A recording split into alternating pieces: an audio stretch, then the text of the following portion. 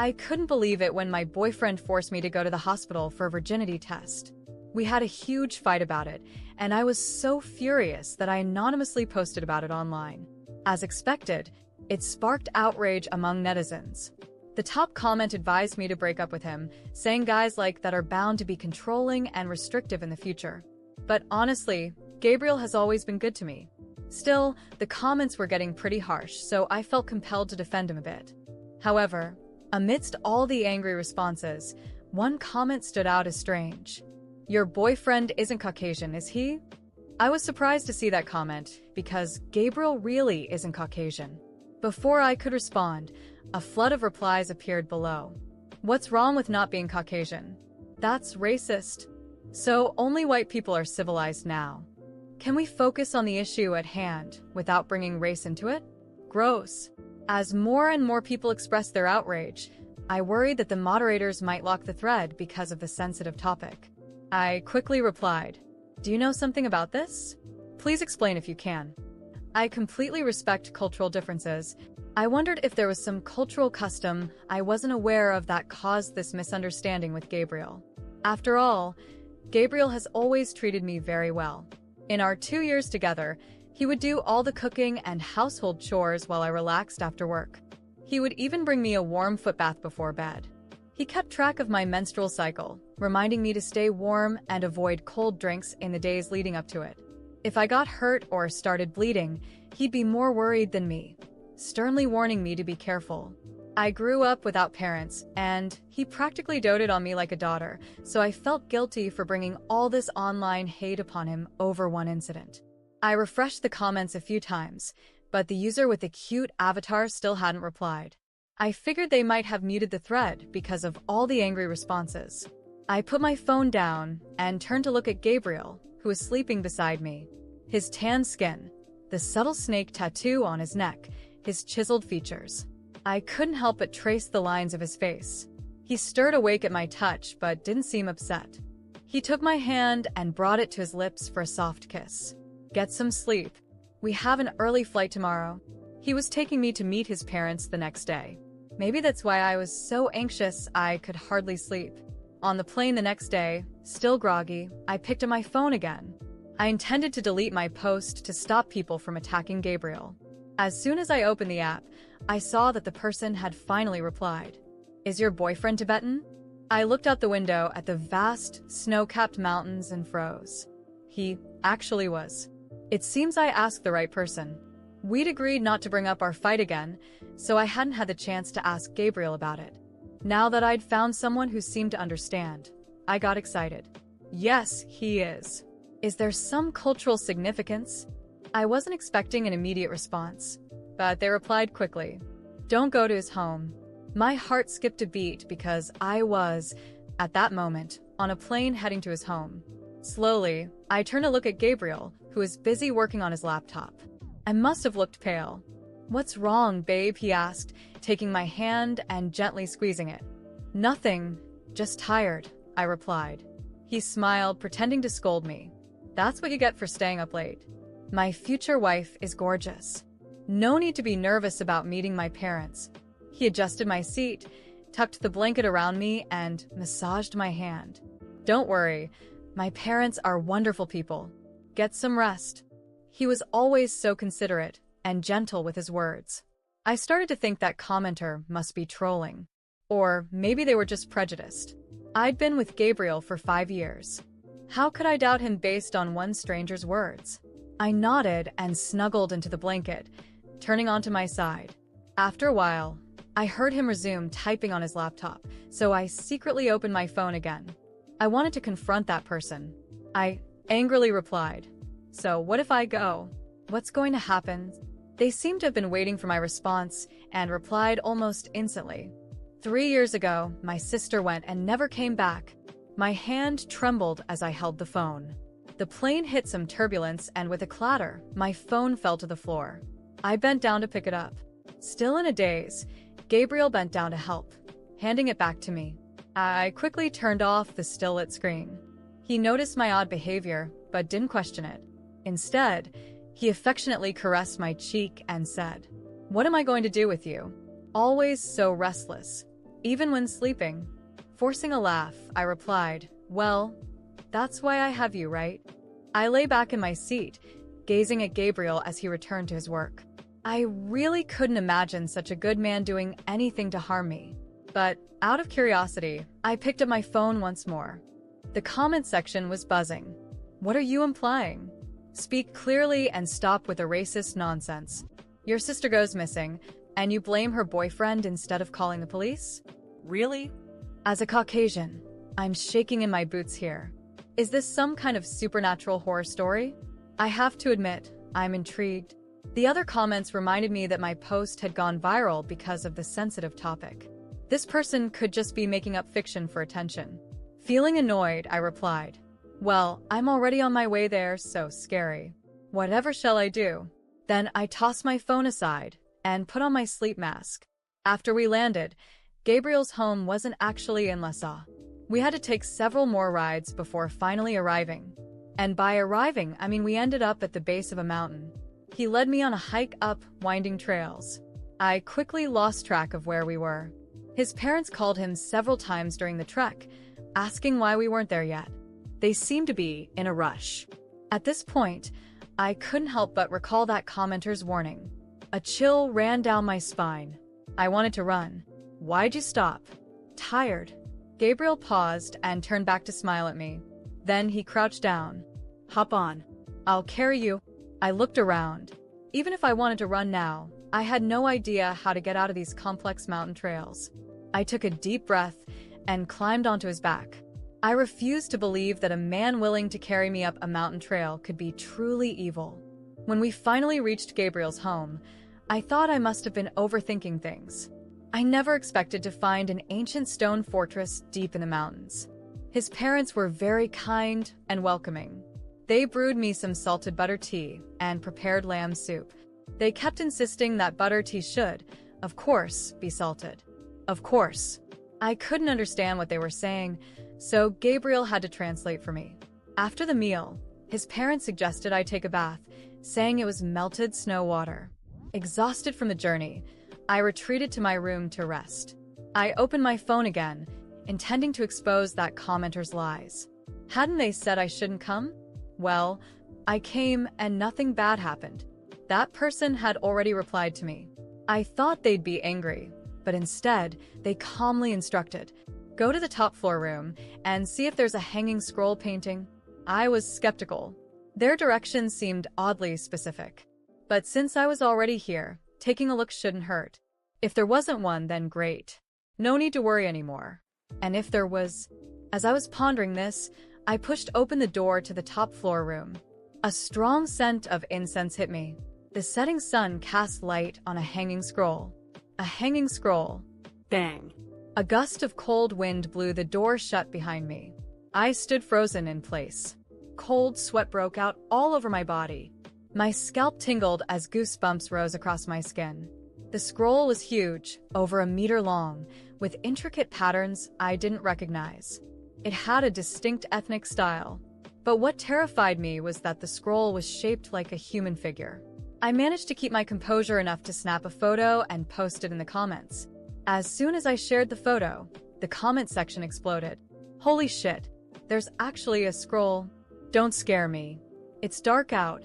You two planned this, right? Why the hell is it human-shaped? Creepy as fuck. This has to be fake for views, right? Please be fake. Girl, you need to get out of there now. Something feels very wrong about this." The comments grew more and more frantic. I typed out, "What is this thing?" They replied immediately, "A human skin thenka."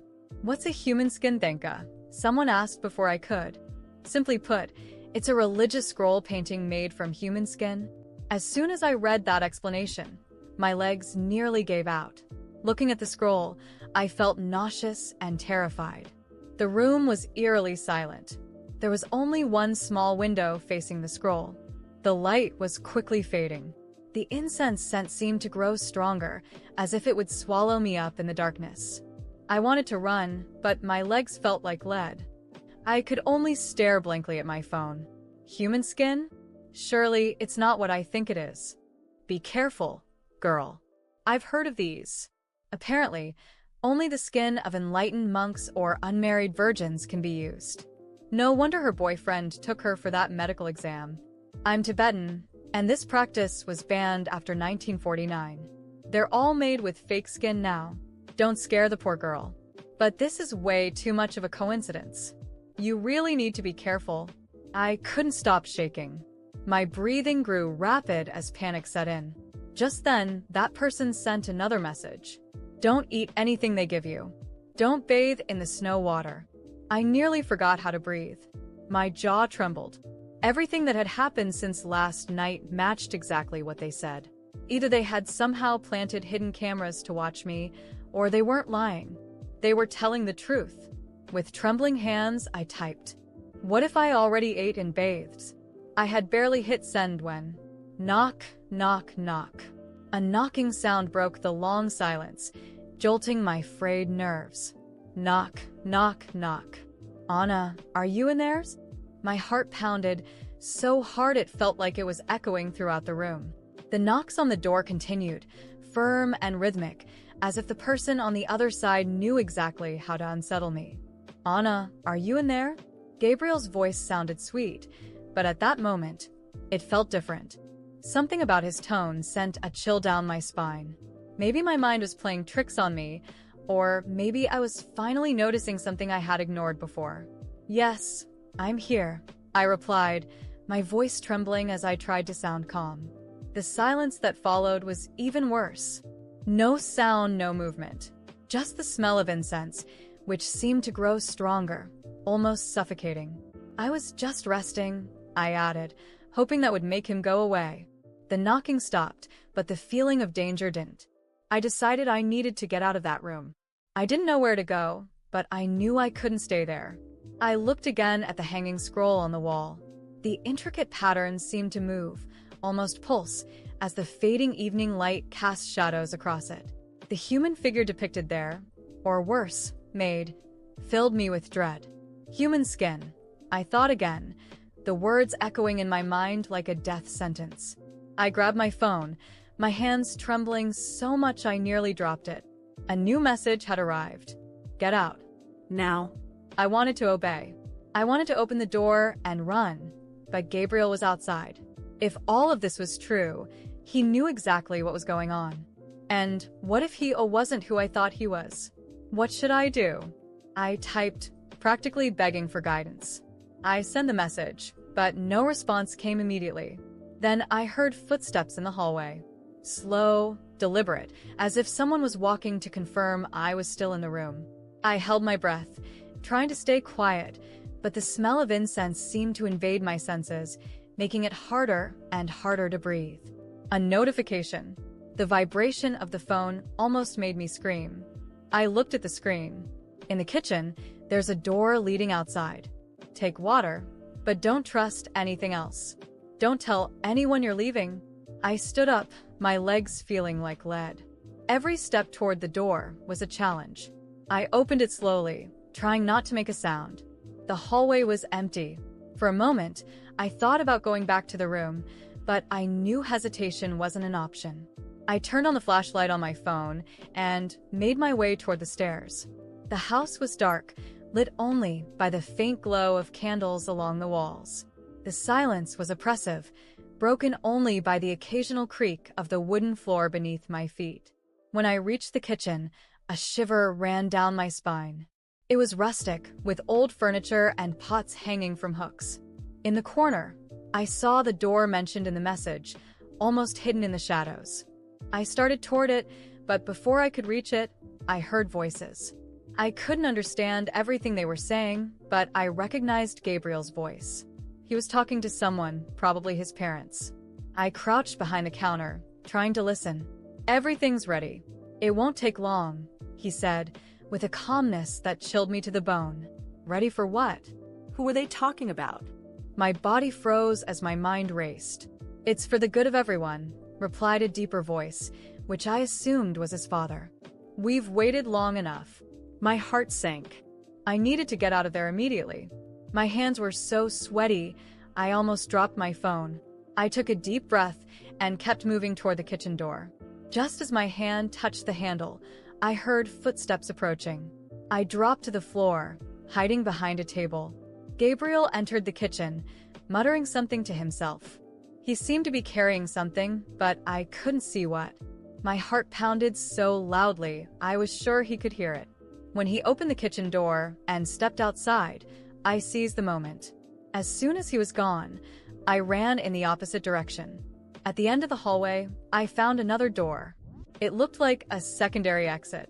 I turned the handle and stepped into the cold night air. The smell of incense faded behind me, but the darkness surrounding me was almost total. Only the sound of the wind accompanied me as I ran aimlessly. I didn't know if I was heading in the right direction, but I had to get away from that house. My phone vibrated again. Don't trust anyone. He will follow you. The message made me stumble, nearly fall. The ground was uneven, filled with rocks and roots. I looked back, but I didn't see anything. Still, I felt like I was being watched. I kept running, my breath ragged and the icy air burning my throat. After what felt like forever, I saw a light in the distance. A small cabin, or maybe an abandoned shed. I ran toward it, praying for help. When I reached it, the door was ajar. I slipped inside and closed it behind me. The interior was tiny, with a single chair and a dust-covered table. Trembling, I grabbed my phone and typed another message. I'm out of the house, but I think he's coming. What do I do now? The response came almost instantly. Don't let him find you. If he does, don't trust what he says. This is all a ritual, and you are the final piece. My legs nearly gave out. A ritual? That word spun in my mind as my body trembled uncontrollably. Then I heard footsteps outside. The handle of the door began to turn slowly. Anna, it's me, Gabriel. Are you okay? Are you in there? I backed away, pressing myself against the wall. Tears streamed down my face. He knocked again, his voice gentle but insistent. Please open the door. It's not safe out here. My hands were trembling so badly, I could barely hold the phone. He continued, now with a more impatient tone. Anna, don't make this harder than it has to be. In that moment, I realized the man on the other side of the door was not the Gabriel I thought I knew. And if he came in, I knew I would never leave. The sound of the doorknob turning slowly pulled me back to reality. Gabriel was outside, and I knew I had to act fast. My hands were still trembling, but I gripped my phone tightly and tried to think. He knocked again, harder this time, his voice firm but laced with a sweetness that now felt completely fake. Anna, please open the door. I don't want you to get hurt. Let's talk, okay? I talked to myself internally. No. I can't open it. If I open this door, it's all over. My only way out was to wait for the right moment. There was a small window at the back of the cabin, one I hoped he didn't know about. I held my breath and moved slowly toward it. It was narrow, but it looked like I could fit through. As he kept knocking and talking, I used the noise to mask the sound of me pushing the window open. It creaked slightly and I froze, hoping he hadn't heard. When I realized he was still distracted, I managed to open it wide enough to squeeze through. I glanced outside. Total darkness, but a dense forest awaited me. It was my only chance. Carefully, I climbed onto the ledge and forced myself out through the opening, feeling the cold night air sting my skin. As soon as my feet hit the ground, I started running without looking back. I didn't know where I was going, but I knew I needed to get as far away as possible.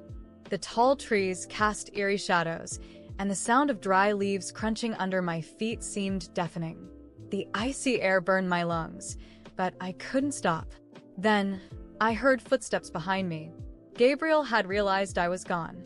He was yelling my name, his voice now desperate and angry. I picked up my pace, weaving through the trees, trying to stay out of sight. The footsteps grew closer, and my heart pounded harder. Then I saw it. Lights in the distance. A road? A house? It didn't matter. I had a destination. Using every ounce of strength, I ran toward the light. Finally, the forest opened up to a narrow road. There were no cars, but I saw a small, illuminated farmhouse. I banged on the door, screaming for help. An older man opened it, looking confused, but before he could ask anything, I rushed inside and slammed the door shut. "Please help me. Someone's after me. He wants to hurt me." The man looked bewildered but nodded. He locked the door and reached for the phone to call the police. Outside, I could hear Gabriel shouting again, but he eventually gave up, realizing he couldn't get in. My body collapsed from exhaustion as I waited for the police to arrive. When they got there, I told them everything that had happened, but I left out the part about the ritual and the scroll. I didn't know how to explain it without sounding crazy. However, I showed them the video I had secretly recorded on my phone. It captured parts of the conversation in the kitchen and the scroll itself. They looked confused but promised to investigate. I wasn't sure they believed me, but for now, I was safe.